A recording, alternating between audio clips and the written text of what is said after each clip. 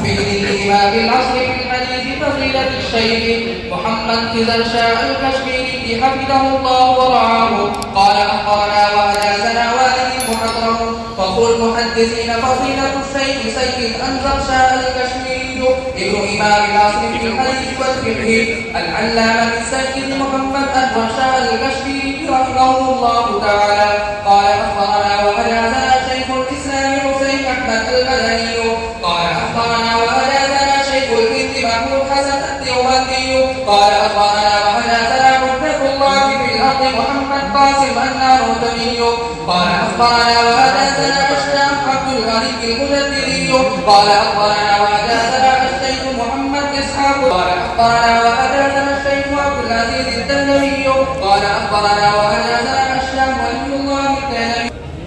قال أخبرنا وأجازنا أبو الطاهر الكردي قال أخبرنا وأجازنا إبراهيم بن الحسن الكردي قال أخبرنا وأجازنا صفي الدين أحمد بن محمد القشاشي قال أخبرنا وأجازنا أحمد بن علي الشناوي قال أخبرنا وأجازنا محمد بن أحمد المصري قال أخبرنا وأجازنا زكريا بن محمد الأنصاري قال أخبرنا وأجازنا أحمد بن علي الأسبلاني قال أخبرنا وأجازنا إبراهيم بن أحمد التنوخي قال أخبرنا وأجازنا أحمد بن طالب الحجار قال أخبرنا وأجازنا حسن بن المبارك الزبيدي قال أخبرنا وأجازنا عبد الله بن عيسى السلزي قال أخبرنا وأجازنا الداوودي البودشي قال أخبرنا وأجازنا أبو عبد الله بن أحمد السرخسي قال أخبرنا وأجازنا محمد بن يوسف البربري قال أخبرنا وأجازنا صاحب الكلام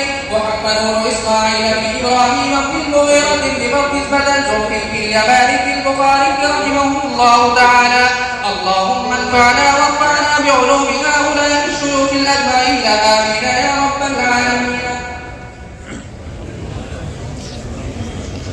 وبه قال حدثنا عمرو بن علي قال حدثنا أبو عاصم قال حدثنا قرة بن خالد قال حدثنا أبو جبلة الزبعي قال قلت لابن عباس رضي الله تعالى عنهما فقال قدم وفد عبد القيس على رسول الله صلى الله عليه وسلم فقالوا إن بيننا وبينك المشركين من مزرع وإنا لا نصل إليك إلا في أشهر الحرم فمرنا بجمل من الأمرين عملنا به دخلنا الجنة فنظر إليها ما وراءنا قال أمركم بأربع وأنهاكم عن أربع